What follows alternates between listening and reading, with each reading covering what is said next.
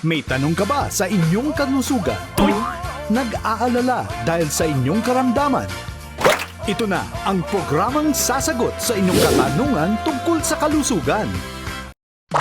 Dito, libre ang konsulta dahil Lunas, sagot ni Doc. Simula April 25, Sabado sa All Radio TV sa Planet Cable Channel 3. Sagot ni Doc! Isang magandang umaga sa ating lahat. Welcome sa programa na tutugon sa mga katanungan tungkol sa kalusugan. Ako po si Michelle Giliang. Dito, libre ang konsulta. Mga problema sa kalusugan ating aagapan. Dahil ang Lunas, sagot ni Doc. Sagot ni Doc!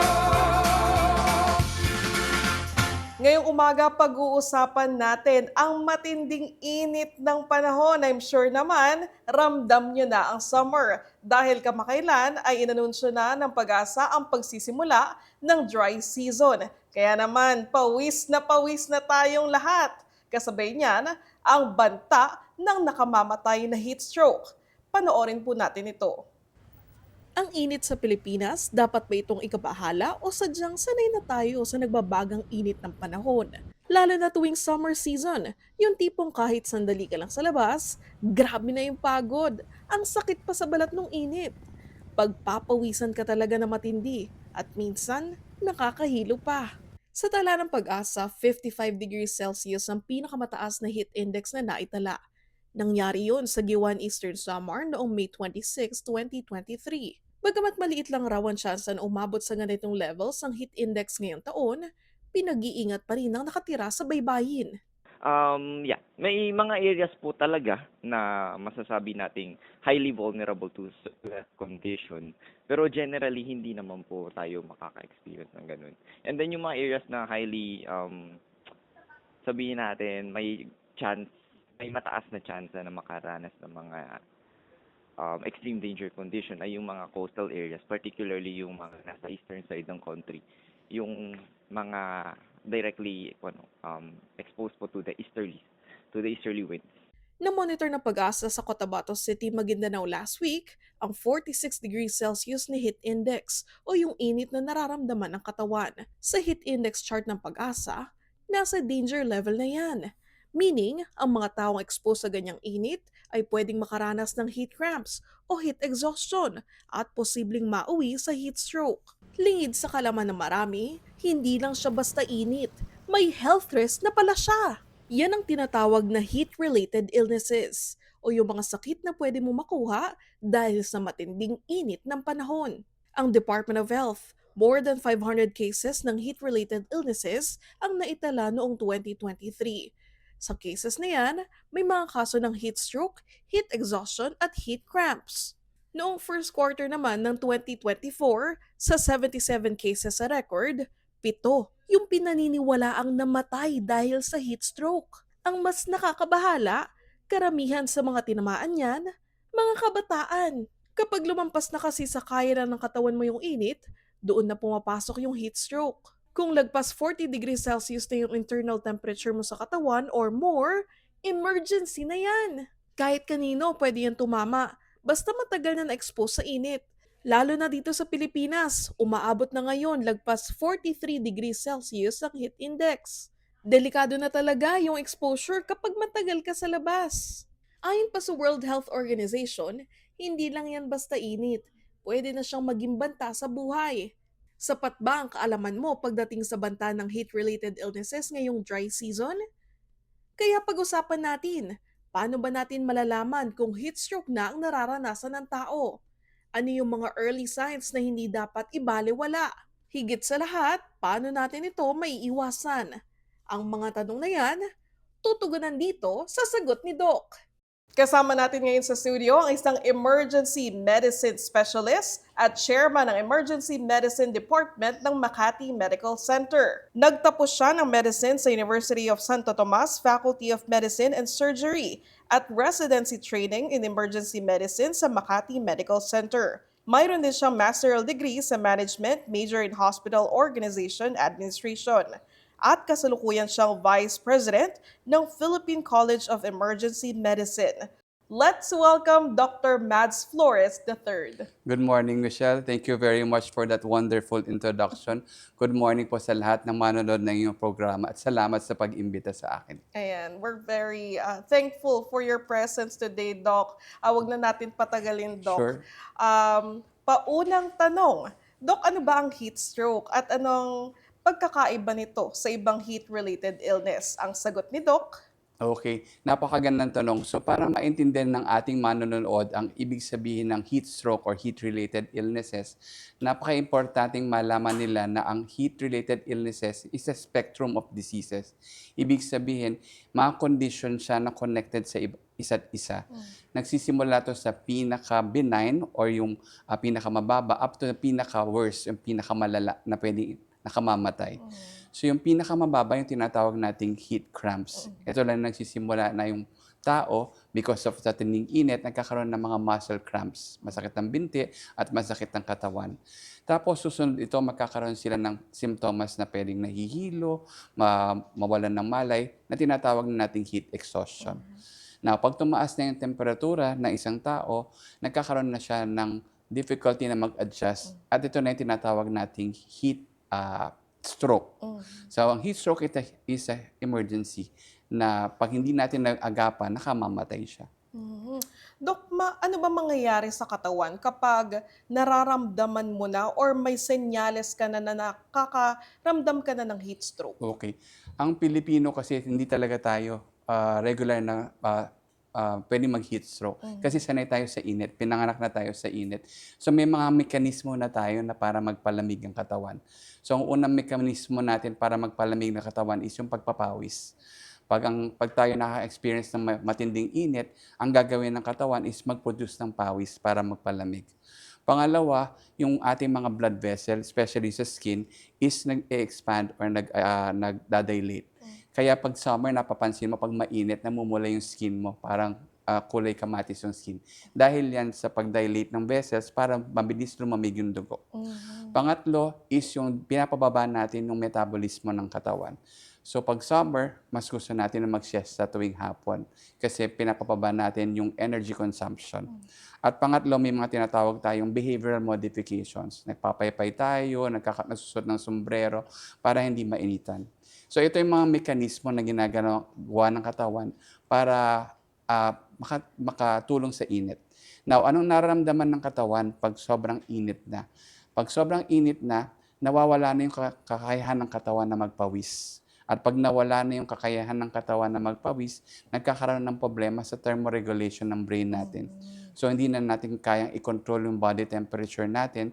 Nagsushoot up na yung body temperature, causing yung mga simptomas ng mga heat-related illnesses. Ayan.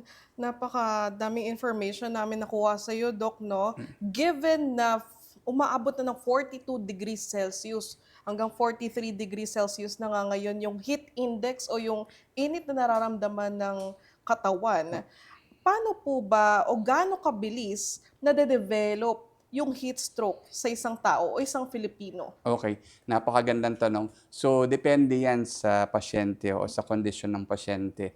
Pinakamabilis na yan, 10 to 15 minutes, lalo na sa mga pasyenteng may risk na mag-develop ng heat stroke. At pwede rin siyang in terms of hours, depende sa haba ng exposure sa init. So, yung pinakamabilis is about 10 to 15 minutes from heat cramps to heat exhaustion, pwede ka na mag-heat stroke. Okay. So, dun sa loob ng 10 hanggang 15 minutes, pag nararamdaman mo na yung sintomas ng heat stroke, ano pong dapat gawin nun? Okay. Pag nakakaranas ka na ng mga simptomas ng heat stroke, kailangan mo nang i-prevent na magtuloy-tuloy yung simptomas. For example, nakakaranas ka na pinagpapawisan ka na ng sobra, nahihilo ka na o nauhaw ka na at sobrang init, kailangan pumunta ka na sa lugar na malilim at magpahinga ka na.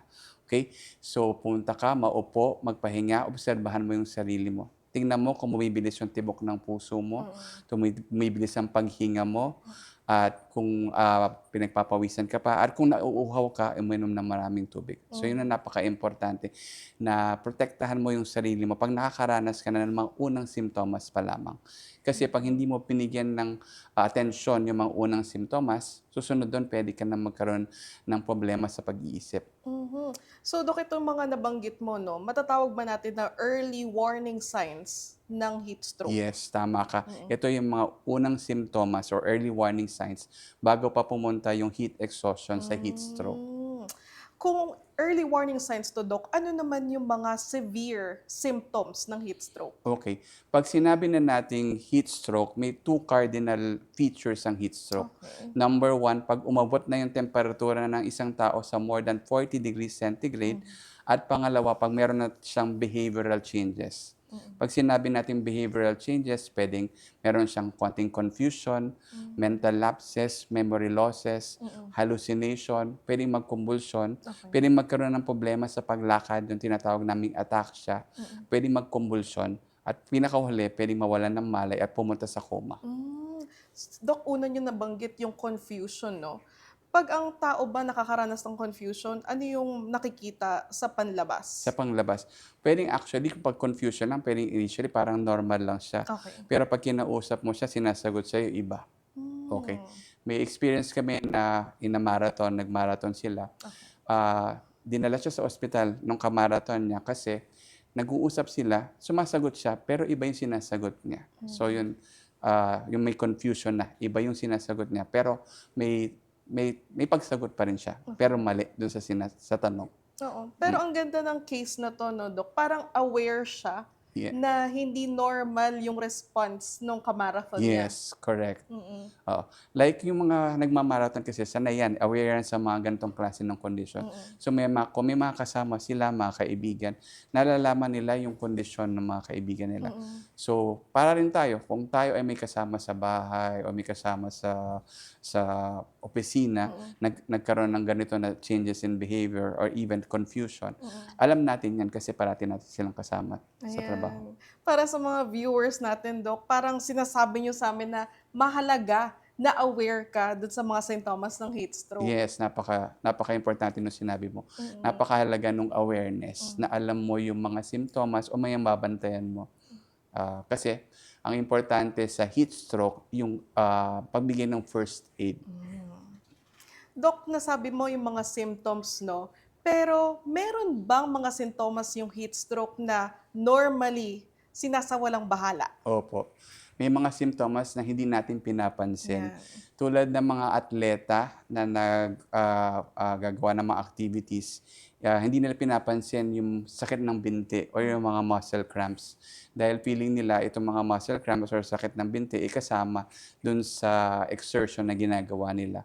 Pero yung muscle cramps, isa na yan sa umpisa na sintomas ng heat exhaustion na pwedeng tumuloy sa heat stroke. Ayan. So, Dok, pwede natin sabihin sa mga atleta natin, no, na mga nagte-training sa panahon na ngayon na April at May na maging careful kung ano bang pinanggagalingan ng sakit ng binti mo. Yes. Mamaya, hindi lang yan dahil sa physical activity, pwedeng symptom na yan ng heat stroke or heat cramp. Yes, tama ka doon.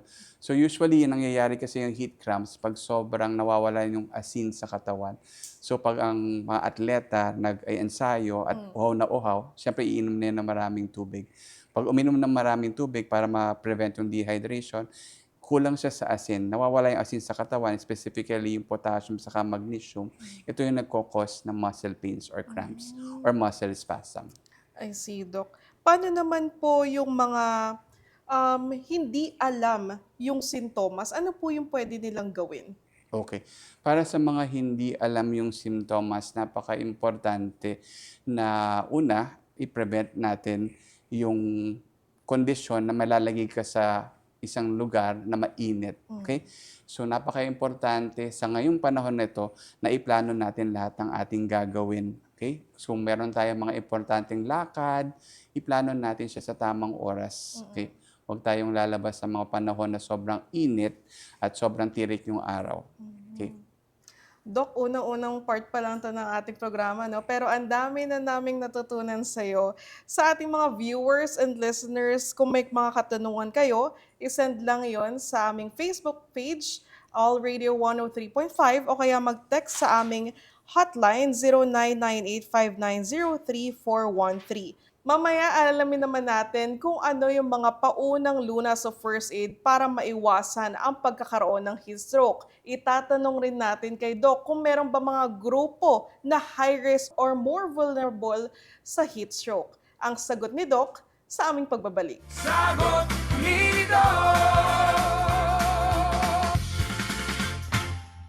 Exciting na bagong saya ang hatid ng Bingo Plus Mystery Box Go! Araw-araw kumpletuhin lang ang daily tasks sa Bingo Plus app para makakuha ng mystery boxes. Buksan ang bawat mystery box at tumanggap ng isang collectible Bing Bing logo. May 9 na iba't ibang Bing Bing logos na pwedeng kolektahin. Kapag nakumpleto mo ang lahat, may extra grand prize na naghihintay sa'yo. Mas maraming tasks na matatapos, mas maraming mystery boxes ang mabubuksan. At mas maraming ring rewards ang pwedeng mapanalunan. Kaya ano pang iniintay mo? Kumpletuhin ang daily tasks at simulan na ang iyong Bingo Plus Mystery Box Go Adventure. Tandaan, maglaro ng responsable. Ang paglalaro ay para sa kasiyahan lamang. Bingo Plus Mystery Box Go. Mas maraming tasks, mas maraming boxes, mas maraming rewards. Gaming can be addictive. Know when to stop. May problema bang hindi mapagkasunduan? Issue sa lupa, sustento, utang o manahan. Away kalsada, mga scammer at kaliwaan. Narito na kami ang inyong gabay sa katarungan. Sa anumang sigalot, batas ang iiral. Itama ang baluktot, dapat legal. Sa anumang sigalot, batas ang iiral. Itama ang baluktot, dapat legal. Dapat legal! Sabay-sabay nating tutukan gabi-gabi ang inyong mga paboritong programa sa ating primetime bida dito sa ABS-CBN sa All TV 2.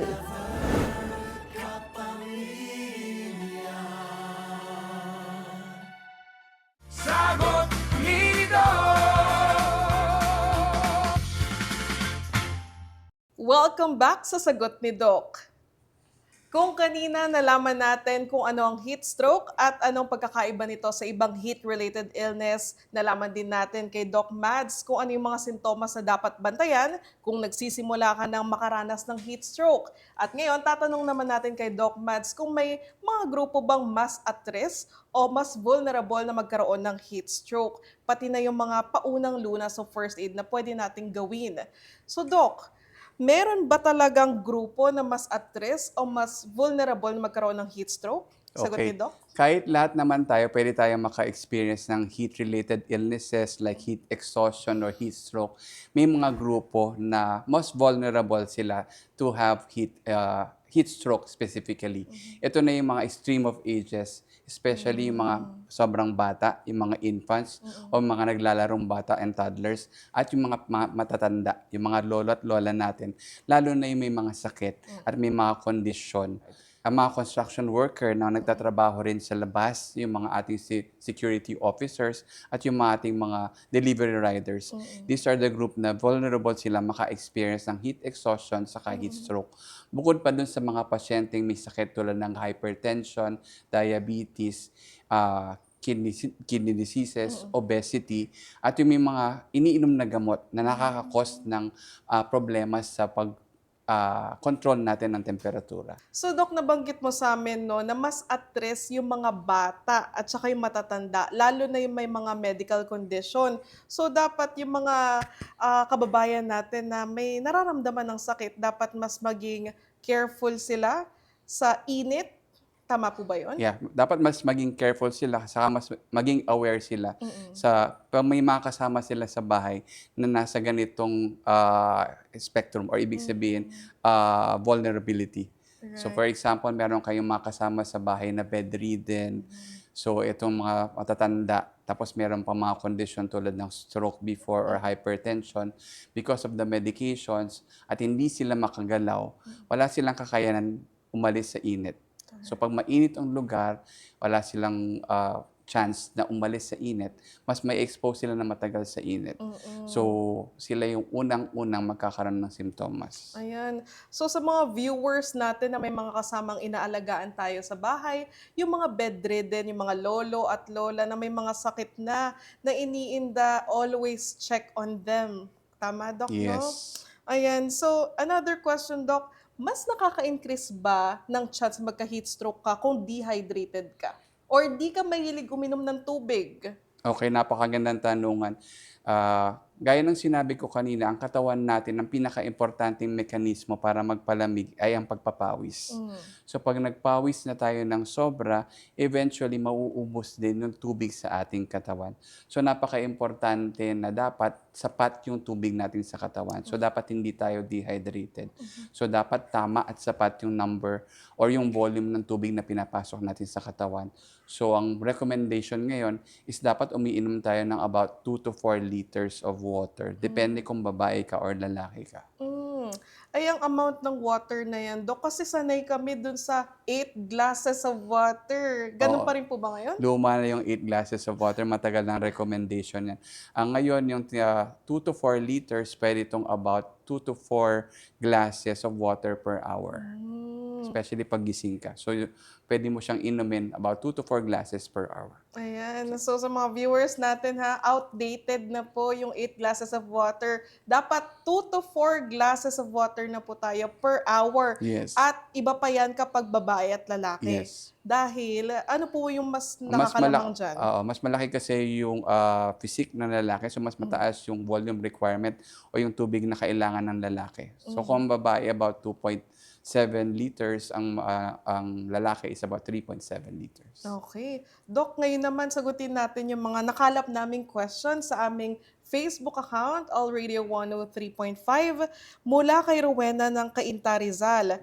Kung wala pong aircon yung aking sasakyan at ramdam ko na po yung init sa loob ng sasakyan habang nagmamaneho po ako, tapos na-stuck pa po ako sa traffic, posible po ba akong magka-heat stroke? Definitely.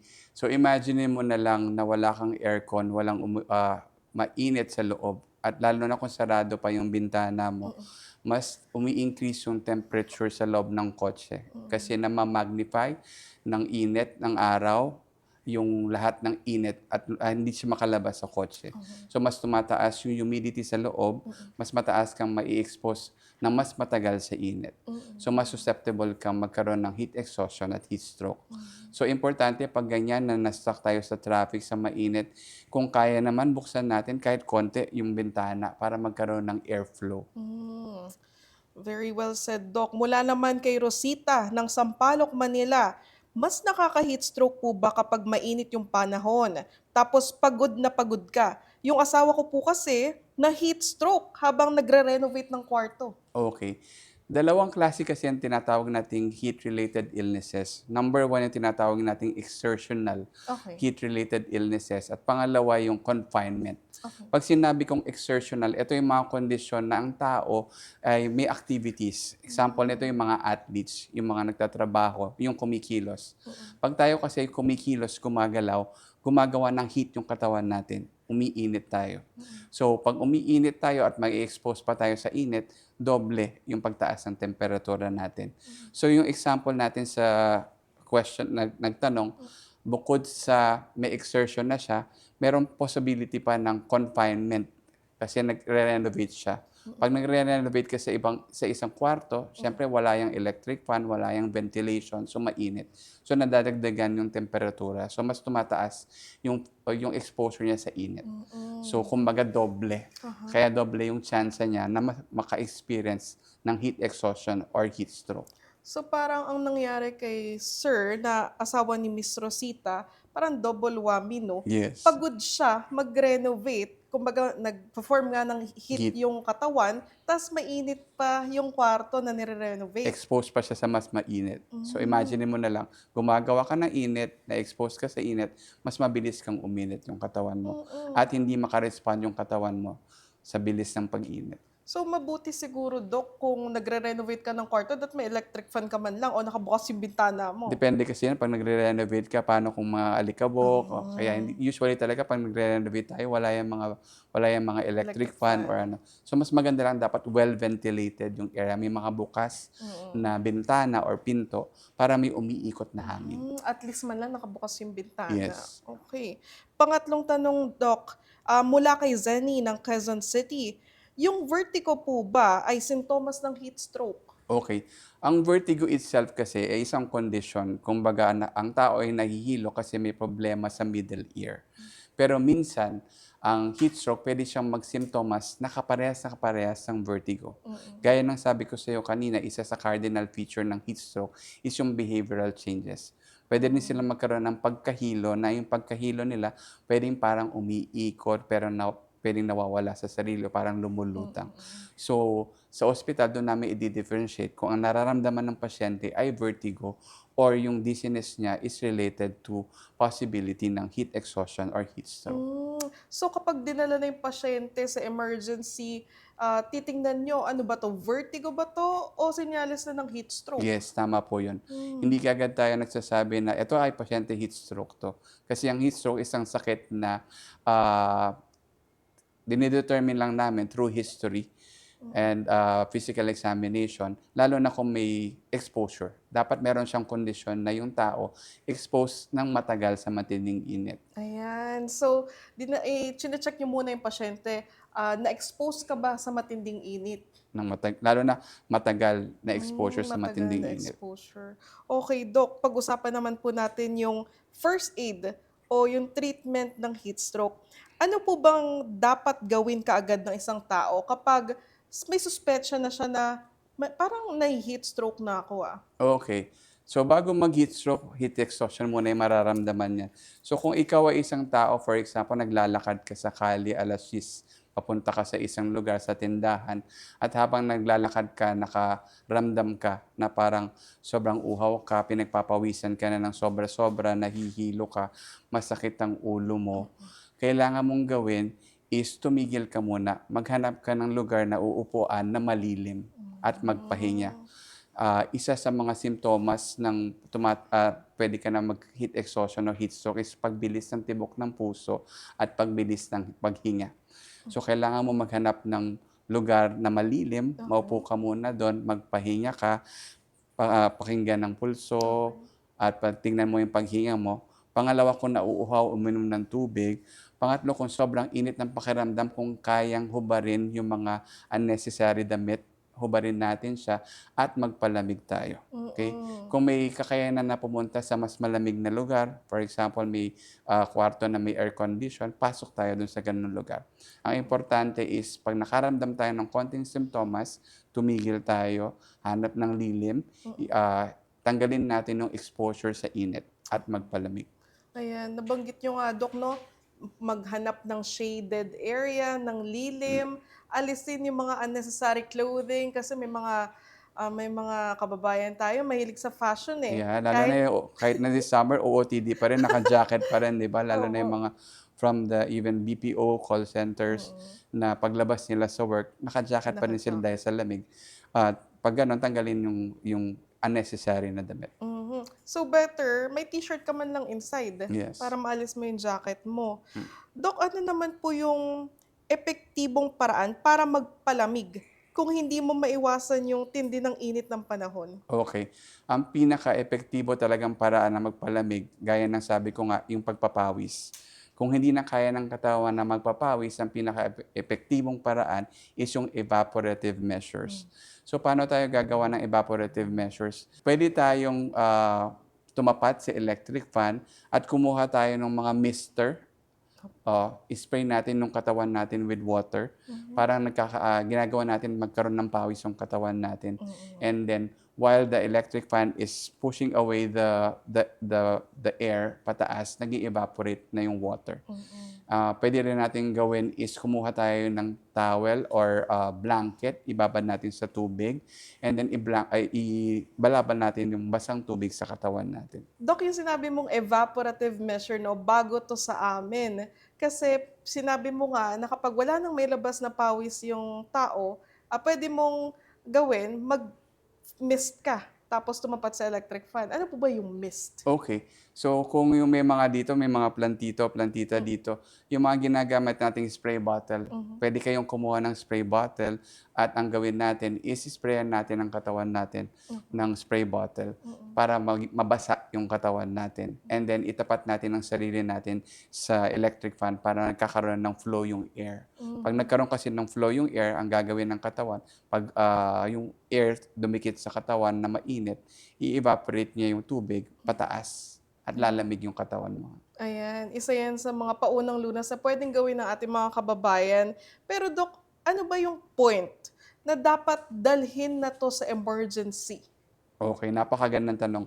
Number one, pag meron na tayong napapansin na behavioral changes.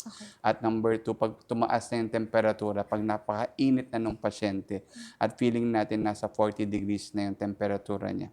So yung sinabi ko kanina, pag yung pasyente parang nawawala sa sarili, hindi na sumasagot ng tama, may episodes na parang may hallucination, o kaya yung paglakad niya is parang susuray-suray o hindi na steady, at magkaroon ng kumbulsyon at mawalan ng malay, dalhin na talaga natin sa emergency room. Dok, may napanood kasi ako na video, no? Parang nanigas siya. Tapos yung jaw niya, nag-lock na. Tapos hindi niya na naririnig yung mga tao na sa paligid niya. Okay.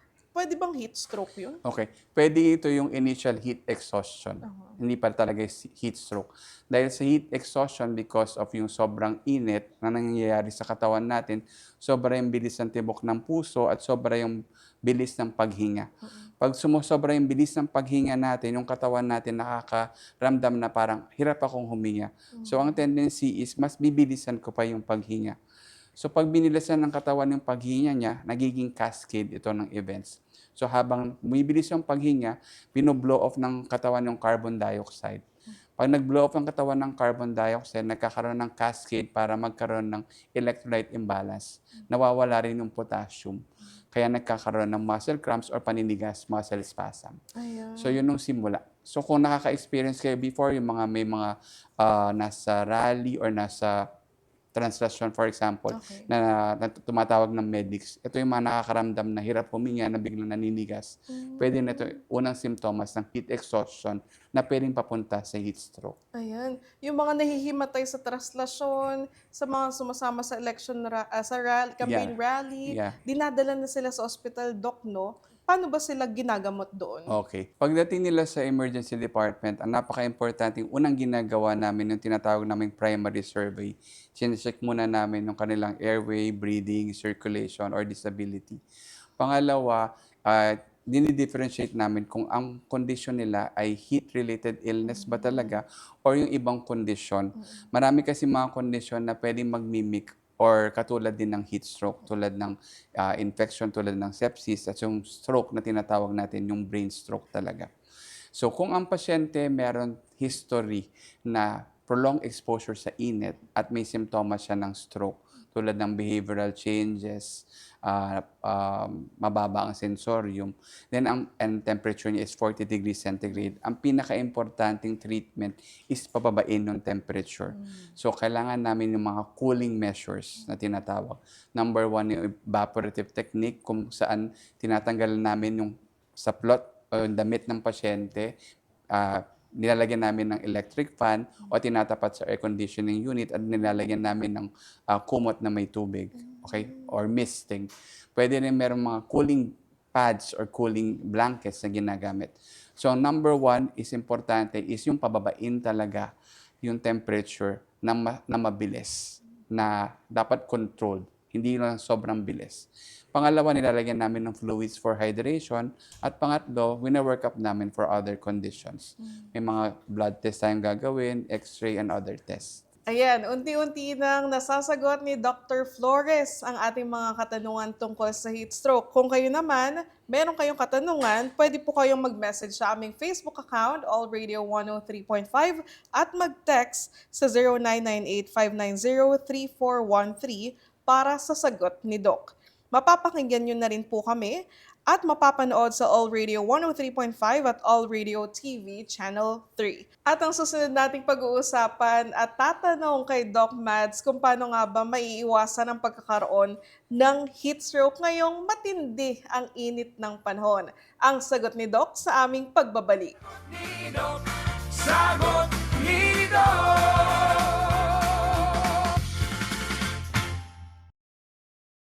Isang pamilya, isang tahanan Hindi na nila tayo maapi kahit anong gawin nila. sa prime time bida. Ito ang tahanan ko at kayo ang pamilya ko. Walang iwanan sa pagbabalita. Magandang gabi, Pilipinas. Iisa ang ating laban. Papayag na kita sumama dito pero hindi bilang SID ha. Observer ka. Ya Allah! Mangayo akong tabang na mo. Anong ginagawa ni Reyes yan? Di ba suspendido yan?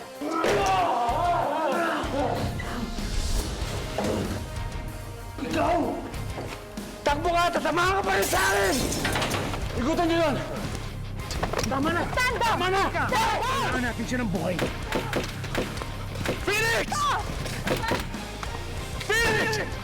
Sabay-sabay aalamin ang katotohanan. Stella to, di ba? Anong ginagawa ni Stella dun sa resort sa may San Juan ng gabing namatay si Walter Conado? Hindi mo naman sinabi sa akin na invited ka rin pala sa birthday ni Chairman. Kasama mo ba si Walter na nagnanakaw sa kumpanya? Kailangan ito malaman ni Dad. Vincent, no! Nalalabas mo na maraming nakawan na nangyayari dito sa kumpanya. Pero ang totoo, ikaw naman pala ang gumagawa nun, Vincent. The board has decided to terminate you immediately. Ginamit mo pa ang board para ipitin si Vincent. Anak mo lang si Vincent, Jacqueline, and I will only protect what's mine. Nakita ko yan sa office ni Walt kung saan nagtatrabaho yung Stella na yan. So there's a big possibility na kilala niya si Stella. May nagpadala nung selfie yung dalawa ni Vincent. Nakita niyo ba siyang suot ng damit na to? Gusto ko lang kasing itanong paano napunit. Sino pala yung customer mo dyan ng gabi niya? Hindi na mahalaga yun. Bakit parang tinatago mo sa akin kung sino yung customer mo? Iisa ang tibok ng puso. Si Papa, takot sa maraming bagay. Mula ngayon po, protektahan ko na si Gio. Baka mawala lahat to. Para kasing merong kakaiba sa'yo. Yung batang lalaki, niligtas ng papa mo. Ako yun. Kwento ng pagkakaisa. Dito nagtatrabaho si Somyan. Pasensya na, wala ngayon si Captain Song dito eh. Sige na, puntahan mo na siya. Bakit kailangan pa? Hindi naman siya importante.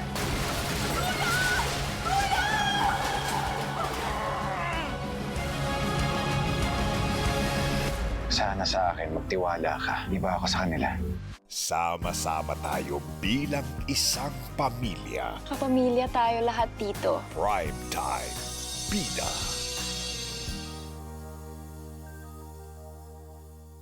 Narito na ang inyong bagong kaagapay sa lahat ng isyu niyong legal. Alam ko po na ako yung pinopost niya. Alamin ang inyong karapatan Yung violation of the Data Privacy Act. sa lahat ng sigalot. Batas ang iiral kasama si Attorney Chris Sorongon. Kami po ang inyong gabay para sa katarungan. Ito po ang Dapat Legal. Tuwing Sabado, 10 a.m. dito sa All Radio TV. Sagot ni Doc. And we're back sa sagot ni Doc. Ayan nga, nasagot na ni Doc kung ano yung mga sintomas at yung mga risk factor at paunang lunas sa heat stroke. Ngayon naman, pag-usapan natin, Doc, paano ba maiiwasan para hindi ka makaranas ng heat stroke? Napaka-importante yung magkaroon ka ng awareness tulad nito. Manood ka ng mga programa na nag-uusap tungkol sa heat-related illnesses. Pwede ka rin magbasa ng mga artikulo. Ang pinaka-importante kasi may kaalaman ka. Kasi kung hindi mo alam yung mga simptomas na babantayan mo, definitely hindi mo kayang gamutin ng sarili mong sarili. So you cannot prevent kung wala kang kaalaman. Pangalawa, importante talaga yung well hydration. So napaka-importante yung pag-inom ng tubig, lalo na ngayong panahon na ito. So dapat kompletong pag-inom ng tubig at pangatlo yung pagplano talaga ng ating mga activities. Ayan, so nabanggit nyo nga, Doc, no? Unang-una, knowledge is key. Yes. Paano mo mape-prevent ang heat stroke kung wala kang kaalaman sa sintomas? So maganda nanonood po tayo ng mga programang katulad nito kasi may mga nakakausap tayong mga espesyalista na makakatulong sa atin para ma-increase ang ating knowledge. Yes. At nasabi nyo rin, Doc, dapat well-hydrated. So, Doc, nakakatulong ba yung mga ibang drinks o mas effective kapag tubig ang iniinom? Yung tamang volume ng tubig, kailangan natin, gaya ng sabi ko, about 2 to 4 liters. Pero minsan, kailangan din nating i-supplement ng mga electrolytes. So, pwede tayong uminom ng mga electrolyte solution tulad ng mga sports drinks na available naman sa ating grocery. At kung wala naman nun, pwede tayong uminom ng mga tinatawag nating electrolyte tablets na available din sa ating mga pharmacy. Ako kasi, Dok, kunyari, nag-commute ako, tapos nahihilo na ako. Ang gusto kong iniinom, buko. Okay. Helpful ba talaga yun? Okay. Ang buko kasi, according to literatures and studies, mayaman siya sa maraming minerals at electrolytes. So, pwede siyang makatulong sa hydration. So, ang buko natin is nakakatulong sa hydration naman. Ayan. So, kung binanggit nyo naman po ang drinks, ang type of clothing, nakakatulong rin po ba? Yes. So regarding naman sa kasuotan, napaka-importante na magsuot tayo ng mga light-colored, loose-fitting, and then light cotton or linen na damit. So ang gamitin natin ng mga puti, yung mga hindi matitingkad. Iwasan natin ng mga kulay na dark like black, brown. Kasi itong mga color na ito ay nag-a-absorb ng araw, ng init ng araw. So, Dok, itong suot natin, safe to? Yes, yung suot mo safe ngayon. Ako yata yung hindi safe ngayon. Color white, Dok. Pero white naman. So, sa mga nanonood sa atin, iwasan po natin yung pagsusuot ng dark-colored clothes. So, light-colored clothes, ang mga safe na kulay. Yes. Yung mga puti. Ito, parang khaki, beige, yellow. Yes. Tama, Dok? Oh. Iwasan ng pagsusuot ng black. Brown, or dark blue, navy blue. Okay, so nakaka-absorb yun ng araw. Ayan. Dok, kasi maraming mahilig magsuot ng black Tapos marami ding mahilig uminom ng kape na mga Pinoy kahit sobrang init ng panahon, iinom pa rin ng mainit na kape. Napakaganda ng tanong. So isa rin kasi ito sa mga ng mga foreigner na bakit daw mga Filipino pag mainit inom ng kape sa init ng araw. Right. So ang pag-inom ng kape o mainit na drink sa init, nakakatulong kasi siya magpapawis. So initially pag umiinom tayo ng kape, nagkakaroon tayo ng pagpapawis. So pag nagpawis tayo, nag-evaporate ang tubig. So nakakaramdam tayo ng lamig. So yun yung reason bakit ugalian na ng mga Pilipino na uminom ng kape kapag mainit. Okay. Pero ang kailangan, in moderation. Hindi pwedeng uminom ng maraming kape. Kasi mismo yung caffeine, nakaka-cause yun na mag-ihi tayo. Isa siyang diuretic. So pag marami yung kape, sobra sa dosage for the day, magiging iihi tayo ng iihi at madi-dehydrate tayo. Okay. So, isang coffee, pag mainit, okay lang yon. Pero damihan mo mas marami, makaka-dehydrate. Okay. So, 1 cup of hot coffee is not bad at all. Yes. Basta moderation lang. Tapos, Doc, may mga umiinom din naman ng energy drink. Would it be helpful kung ice cold yung energy drink? Okay. Ang energy drink kasi ang composition niyan is mas mataas yung caffeine at sugar.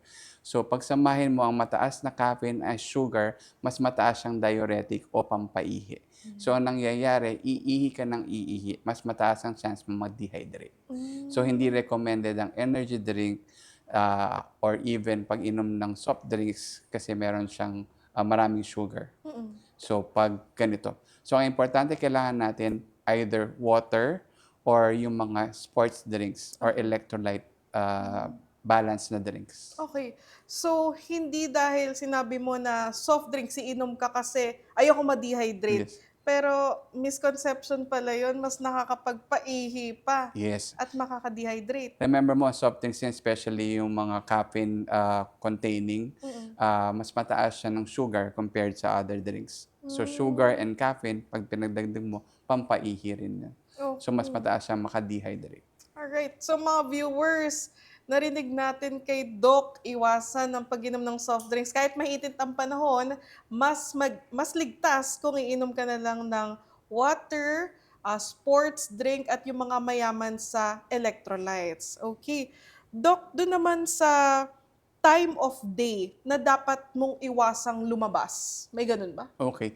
Iwasan nating lumabas yung sa katirikan ng araw. Ang recommendation, iwasan nating lumabas from 10 a.m. to 4 p.m. Pero ngayon sa amin, ini-extend pa namin siya to 9 a.m. up to 5 p.m. Kasi napapansin mo ngayon, iba na talaga yung klima. Even from 9 o'clock, sobrang tindi na yung init ng araw. So iwasan na natin lumabas from that period. Okay. Totoo yan ng Doc. 9 a.m. to 5 p.m. Grabe yung init ng panahon. Actually, pag nagko-commute ako, 8:00, ang sakit na sa balat ng init Totoo yan. Paano naman, Doc, yung hindi mga office worker, kumbaga hindi pumapasok sa opisina na may aircon? Paano yung mga nagtatrabaho sa labas, yung mga outdoor workers tulad ng construction workers, traffic enforcer, mga delivery rider? Paano naman sila magpapa-cool down ang trabaho nila nasa labas? Okay, napakagandang tanong. So, importante kasi sa kanilang trabaho nila to. So, sa mga delivery riders, construction workers, o sa ating mga security officers, importante na magkaroon sila ng breaks na titigil sila sa exposure sa init. Pwede magkaroon ng scheduling of breaks. For example, 2 to 3 hours na exposure sa trabaho. Then after that, magkakaroon ka ng 30-minute break para magpalamig at umiwas sa init. So, kailangan ng mga episodes ng ganon during this time na tumataas yung heat index natin. Ang ganda ng payo mo, Doc, no? So, 1-hour activity. So, you must have 30 minutes of break para magpa-cool down man lang. Okay. Doc, yung mga practical naman na pwedeng gawin sa loob ng bahay para magpa-cool down? Bukod sa pag-inom ng tubig regularly, pwede kang maglagay ng mga mist pan na may mist. And then, pwede ka rin maglagay, yung iba naglalagay ng mga tubig, balde ng tubig para mag-evaporate, para lumamig yung area. Maganda rin na dapat well-ventilated yung lugar. Dapat parating bukas yung bintana natin para umiikot yung hangin. Kung yung lugar mo naman, yung kwarto mo naman diretso sa init ng araw, yung tirik ng araw, mas maganda maglagay ka ng mga kortina para lumamig yung environment mo. At napaka-importante, kung wala tayong gagawin, wag naman tayong gumawa ng mga activities and exercises during the time na mainit din. So, wag tayong mag-zumba, exercise ng mga 10 o'clock to 4 o'clock kasi mainit yung lugar. So, iwasan natin yung mga activities na magpapainit pa sa katawan. Kung kaya magpahinga, mag-siesta, pwedeng gawin yan. So, sa mga viewers natin na mahilig mag-zumba, mag-exercise, sabi ni Doc, mas mabuti kung i-schedule mo yun before 9 a.m. at beyond 5 p.m. para hindi ka naman makaranas ng heat exhaustion o heat stroke. Paano naman, Doc, yung, kumbaga, kunyari, ang init ng ulo ko. Ang ginagawa ko kasi, Doc, pag ang sakit ng ulo ko kasi alam ko na na-expose ako sa init, binabasa ko yung kamay ko, tapos naglalagay ako ng tubig sa ulo. Yeah. Okay din yan. Helpful ba yun? Isa ring way na para magpalamig is maglagay ka ng ice pack, pwede sa ulo, sa batok, sa kilikili, kasi magpapalamig din yan ng katawan mo. So, ang points pala, ilagay mo yung yelo sa ulo, sa batok, tsaka sa kilikili. Or even sa singit.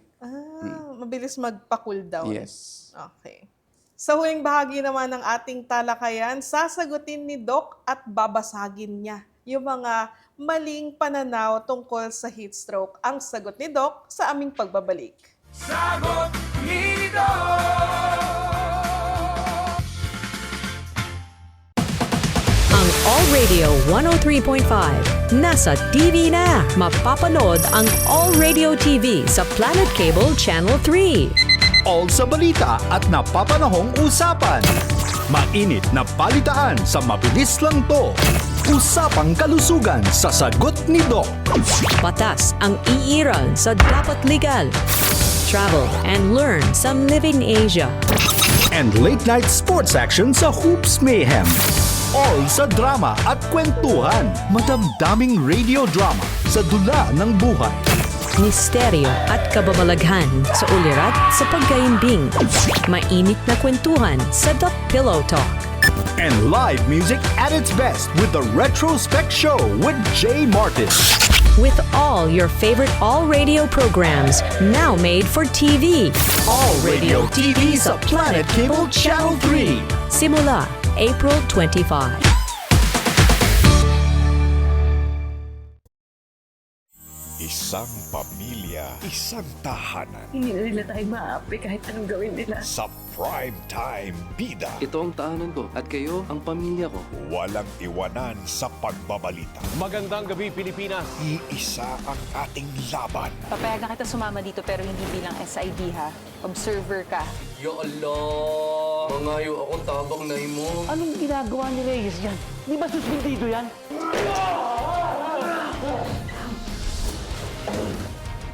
Ikaw! Takbo ka! Tatamahan ka pa rin sa akin! Igutan niyo yun! Tama na! Tama na! Kailangan natin siya ng buhay. Phoenix!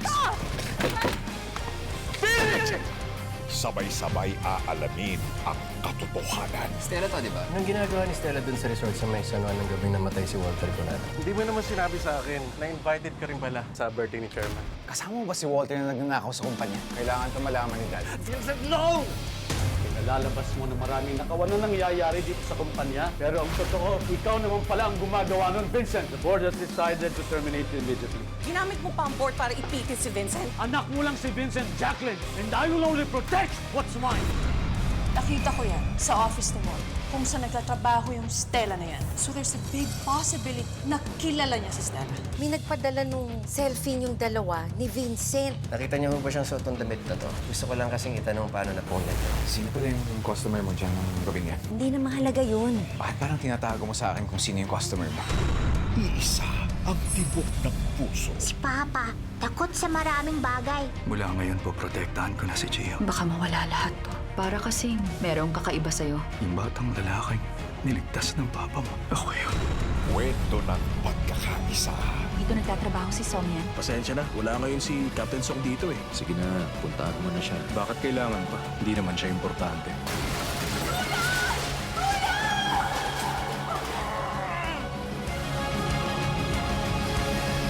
Sana sa akin magtiwala ka. Di ba ako sa kanila?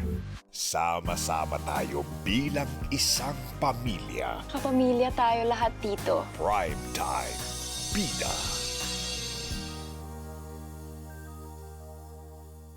Nakasakay na sina Ate Regine, Ogie, Gary, Sasha, Martin at buong asap. O kasama sina Sharon, Bong, Jong at Your Face Sounds Familiar Barkada. Nandito na rin sina Luis and Negi ng Rainbow Rumble, Adrian at Zen ng TVP Weekend. Kuya, saan papunta to? Oo, sa 2. Saan nga? Sa tunga, ang mga paborito nating kapamilya shows mapapanood sa All TV2 buong araw nationwide. Ang ABS-CBN sa All TV2 ay Channel 2 sa Free TV. Scan to find All TV naman kung gamit ay Digital Black Box. Mapapanood din ito sa mahigit 100 cable providers sa buong bansa. Kuya, kasya pa? Walang maiiwan. Tay! Kuya, tara na dito! Hinahanap-hanap po namin kayo sa All TV2. Sabay-sabay nating tutukan gabi-gabi ang inyong mga paboritong programa sa ating Primetime Bida dito sa ABS-CBN sa All TV 2.